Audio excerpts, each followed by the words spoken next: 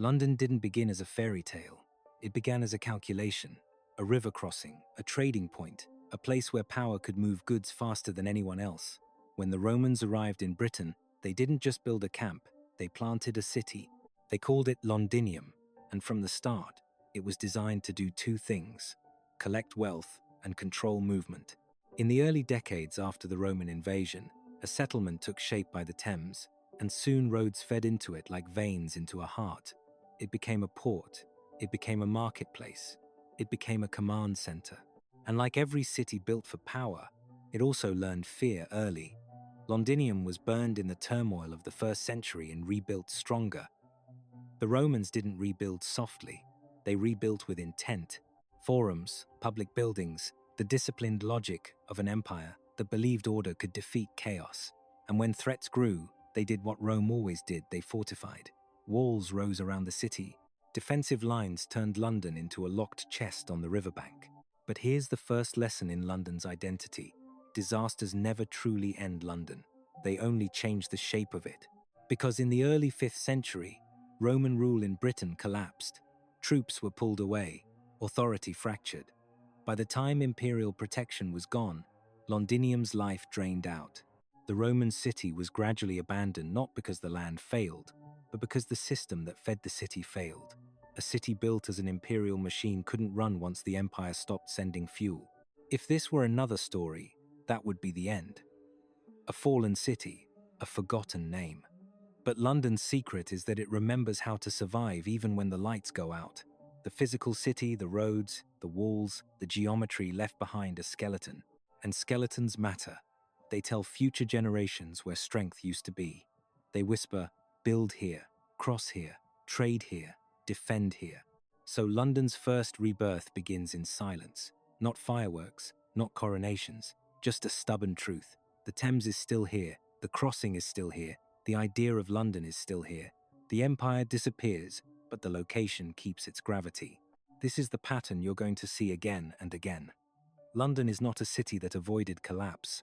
It's a city that learned how to store itself in stone, in geography, in memory, so that when the next people arrive, the city can be rebuilt faster, sharper, and stronger. The Romans gave London its first body. The collapse of Rome took that body away, but the skeleton remained, and London's next life would grow around it. After Rome, London entered a long, dangerous blur, a time when survival mattered more than glory. The old Roman city wasn't the safe machine it used to be. Power in Britain shifted. Rival groups rose. Trade routes changed. And then the sea began to deliver a new kind of threat: Viking raids. These weren't just random attacks. They were pressure, a repeated strike after strike that forced communities to adapt or vanish.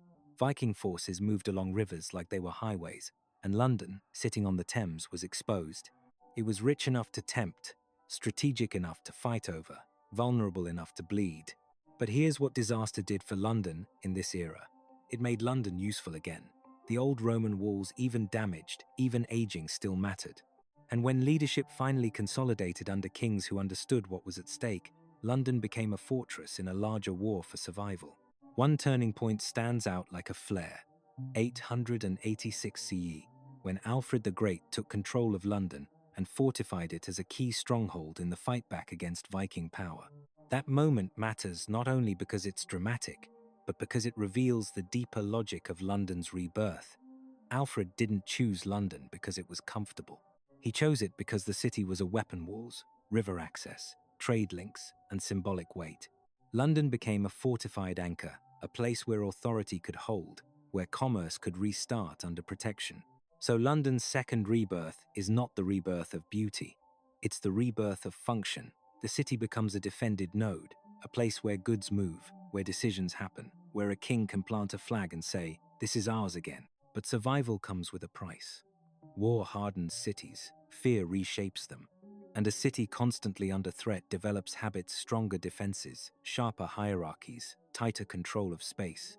London begins to form the personality that will define it for centuries: adaptable, pragmatic, and relentlessly strategic. Think of it like this: the Vikings didn't just attack London, they forced London to upgrade its operating system. The city learned how to exist with danger baked into its daily life. It learned how to rebuild after raids, how to keep trade alive under threat, how to turn fortification into confidence. And that's why London doesn't disappear in the medieval centuries. It evolves.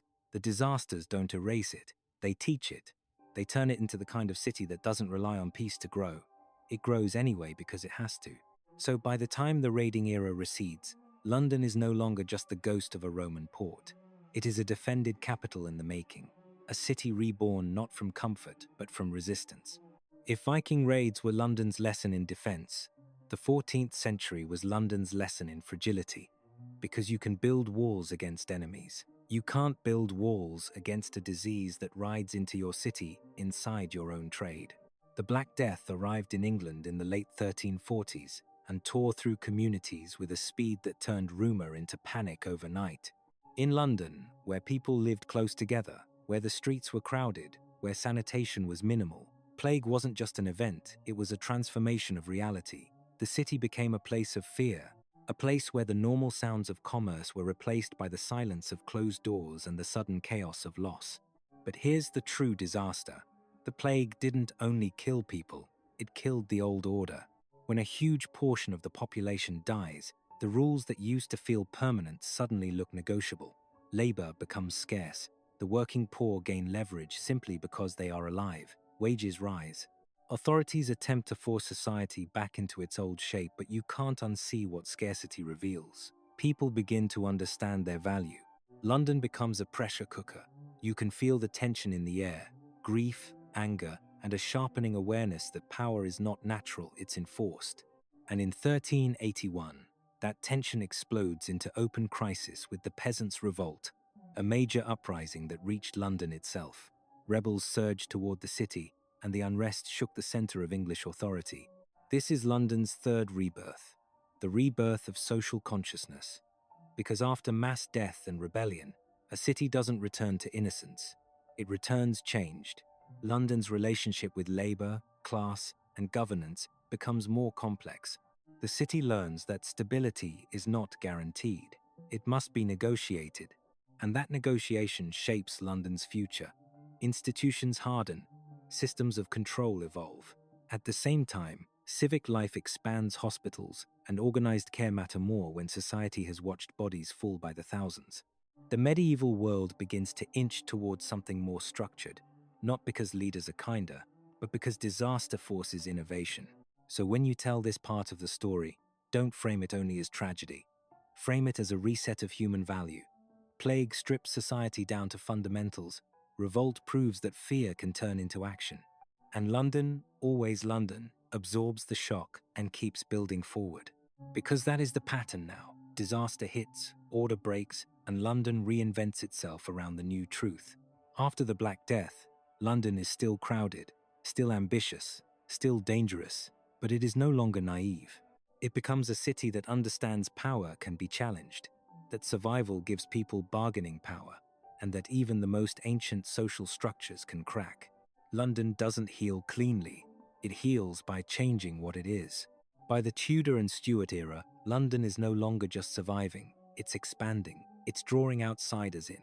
It's becoming a magnet for wealth, for work, for ambition. And when a city becomes a magnet, it also becomes a battleground for identity. In 1517, that tension erupts in the violence remembered as evil May Day riots driven by hostility toward foreigners living and working in London. This isn't just a footnote. It's an early warning about something London will wrestle with forever. Who belongs, who benefits, and who gets blamed when the city feels overcrowded or unfair. Disaster here isn't only fire or plague, it's social fracture. But the true reset comes later, and it comes with flames. In September 1666, the Great Fire of London rips through the city, scorching a huge portion of the medieval heart. Wooden buildings, narrow streets, dense neighborhoods, the city was built like a fuse, and once it lit, it didn't stop easily. People fled, homes vanished, a familiar London turned into ash. And again, this is where London's identity reveals itself. The fire doesn't end London, it forces London to upgrade. After the Great Fire, rebuilding isn't just about replacing what was lost. It's about rethinking what London should be. Materials shift. Planning becomes more urgent. Regulations tighten. The city starts to move away from the most dangerous medieval density toward a more controlled urban form. This is London's fourth rebirth, the rebirth of urban design through catastrophe. It's important to emphasize the emotional truth here, because the Great Fire is not only a historical fact, it's a psychological break. Every survivor carries the memory of heat, smoke, and the moment when normal stopped existing. That memory changes what citizens are willing to accept. It makes them demand safer building, better organization, stronger systems. So London rebuilds, and in rebuilding, it becomes more modern, not instantly, not perfectly, but decisively. And the irony is brutal. The city becomes stronger because it was burned. The disaster cleared space for new thinking. It created a moment where change was no longer optional. When everything is gone, rebuilding becomes a chance to redesign the future. That's why this part of your script should feel like a turning point. It's the moment London stops being only a medieval city struggling with medieval problems and becomes a city willing to redesign itself at scale. After 1666, London still has conflict, still has inequality, still has fear, but it has learned how to convert destruction into construction, and that skill becomes one of its greatest powers. After fire reshaped London's body, the 18th and 19th centuries reshaped London's speed. This is the era where London stops being simply a place people live and becomes a system that moves people, money, and goods like a machine. Look at the ingredients: a growing empire, expanding trade, and rising population pressure. The old streets can't handle the demand. Congestion becomes its own kind of disaster, a slow-motion crisis that chokes the city every day. And London responds the same way it always responds, by upgrading. In 1694, the founding of the Bank of England lays groundwork for London's role as a financial brain, a place where governments and markets connect, where credit becomes power. Finance is not an abstract thing here.